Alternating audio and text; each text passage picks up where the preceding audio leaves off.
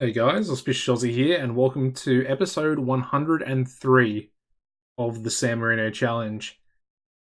Now, I haven't recorded one of these episodes for a very long time, but I've been live streaming Football Manager over on Twitch recently. I'll put a link to my Twitch channel in the description down below. But for some reason, I've just been craving the San Marino Challenge. It's probably my best series I've ever done in terms of longevity, and I would say success as well. With everything that's happened. Obviously, the last episode was us losing the Champions League final, which was pretty heartbreaking. But we had already won it once before on the series. Now, FM20 comes out in approximately a month. I think the beta is released. I'm pretty sure the release date for the full game will be either November 1st or November 8th, or something around the start of November. Obviously, the beta drops 2 weeks prior. I have pre-ordered the game, so therefore I will be making a hell of a lot of content once it does come out. I've already got series ideas or series planned. Starting to make thumbnails as well. I'm going to really try and put a lot of effort into the thumbnails. I'm also going to be live streaming a separate series. So there's going to be lots of FM20 content. But like I said, this is probably my favorite save that I might have ever done before. So I wanted to come back one last time and make some more episodes with it.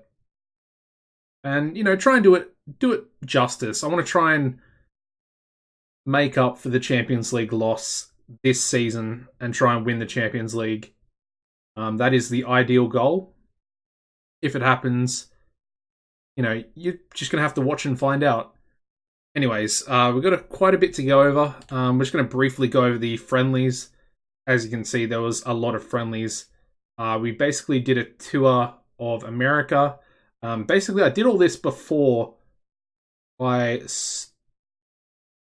decided not to record any episodes. So basically, where I'm picking up is the furthest point away from what has happened here and all the transfer activity. So yeah, beat New York Cosmos 3-0, beat North Carolina 5-0, beat Nashville 11-0, San Antonio 7-1.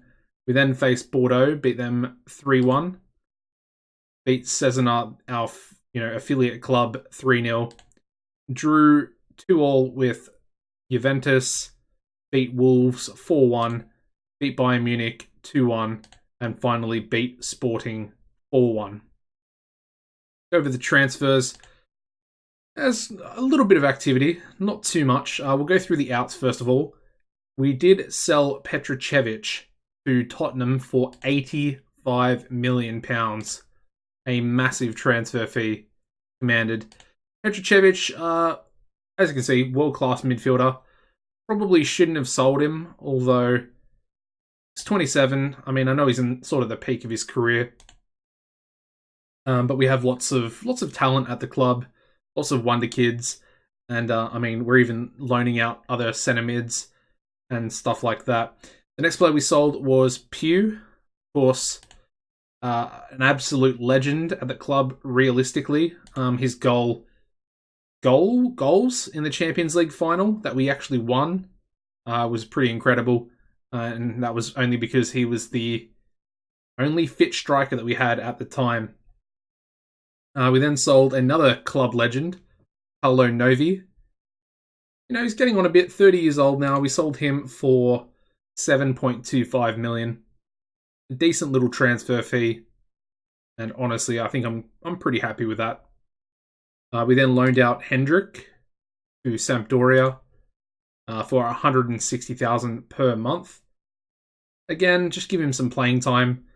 One of those young midfielders that we're just going to have to wait and see just how well he develops. We also loaned out Ferretti, the right winger. He went to Alto Adige. We also loaned out Hildebrandt, the left back.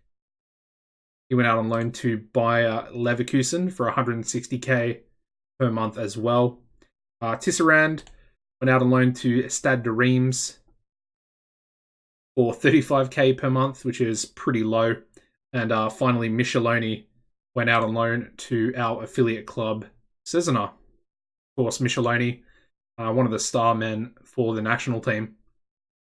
In terms of the transfers in, we actually signed 2 players on pre-contracts from Monaco. The first of which was Brunet, the backup goalkeeper, 23 years old. As you can see, sweeper keeper. Says that he's surplus to requirements. But yeah, he's just going to be a third choice goalkeeper. 10k per week, nothing special.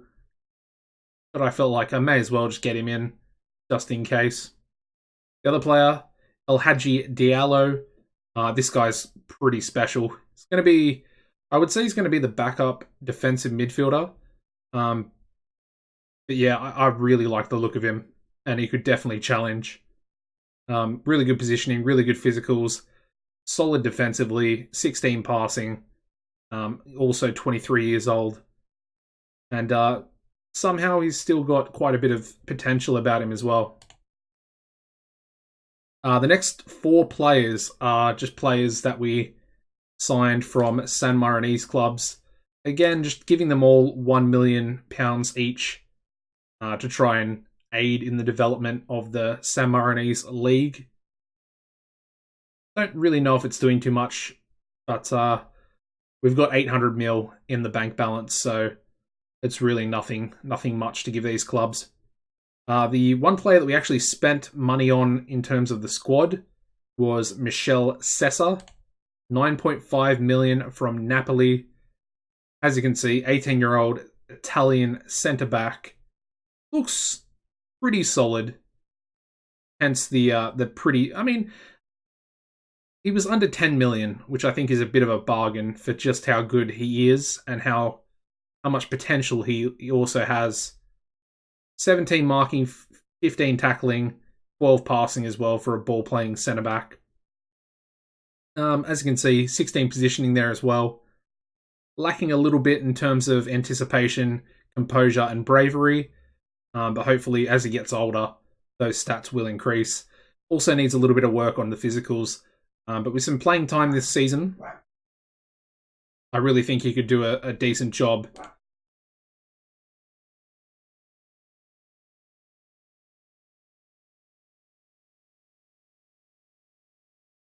So yeah, the final player we brought in was this guy. Basically just a backup centre-back. We got him on loan from Liverpool. And yeah, don't expect to see him much. His name's Tiob. 23-year-old Senegalese centre-back. Not really a ball-playing centre-back, but I just wanted to get someone in just in case. So yeah, that's all the transfers. Hopefully you've stuck with me. The game today is going to be against Salernitana, the first Serie A game of the season. Let's get straight into the lineup. Now, I haven't actually...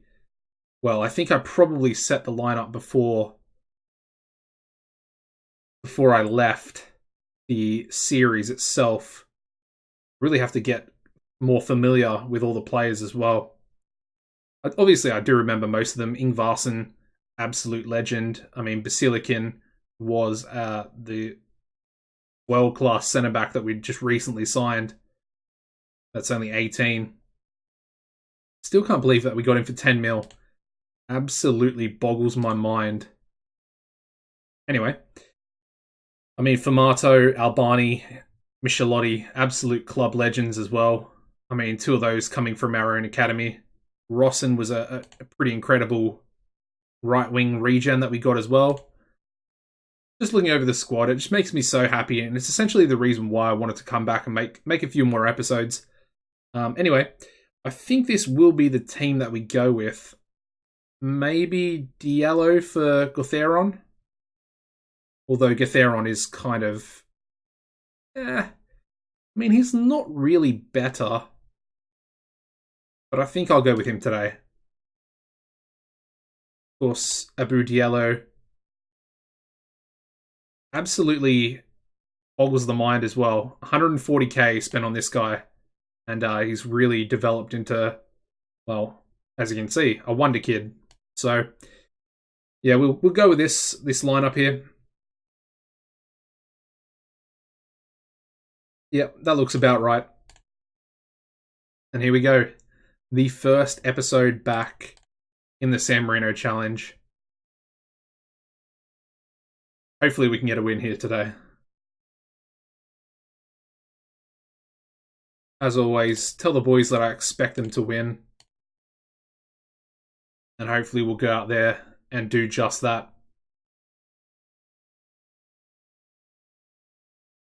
Now, if you guys could smash the like button, would be very much appreciated. Let me know if you're, excited for the San Marino Challenge to be back.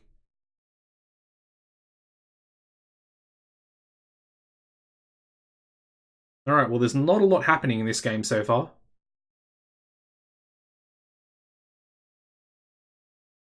Alright, we do have a corner. Rosson to the back post. Bamato to Albani. 1-0. And there we go. It's literally that easy for these boys. Such a talented squad.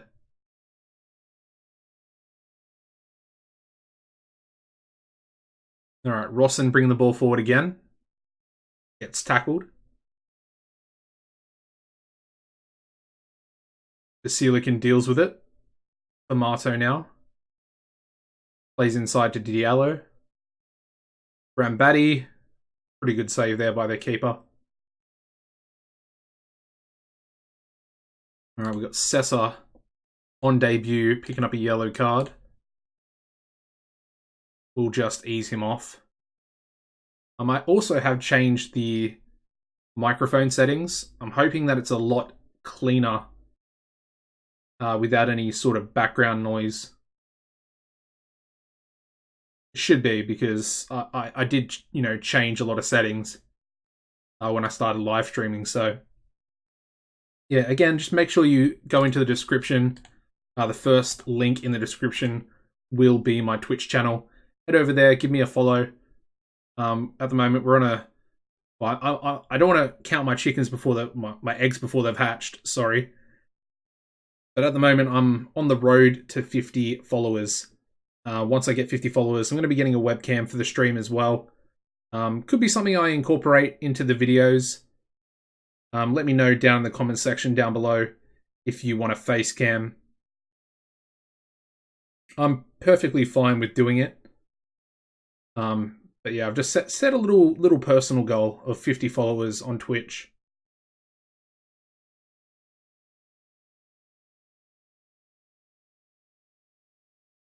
Alright, I think we're going to make a couple of subs here. Alright, Rosson with the free kick. Headed over by Sessa. Alright, let's make some subs. Michelotti can come off for Henrique. And then I think Rosson can come off as well for Limone. Maybe Zaffarani for Brambati as well. We'll just keep that extra sub, just in case. But as you can see, we are dominating. Pretty surprising that it's only 1-0 still. I mean, their goalkeeper's playing quite well. On a 7.1 rating.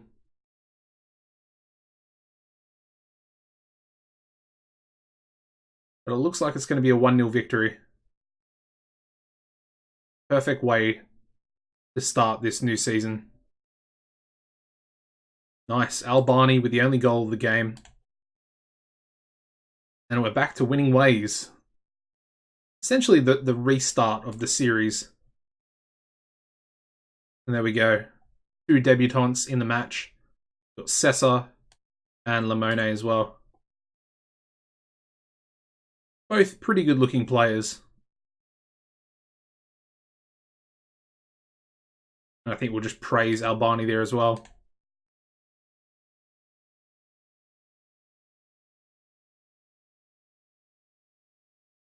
Alright.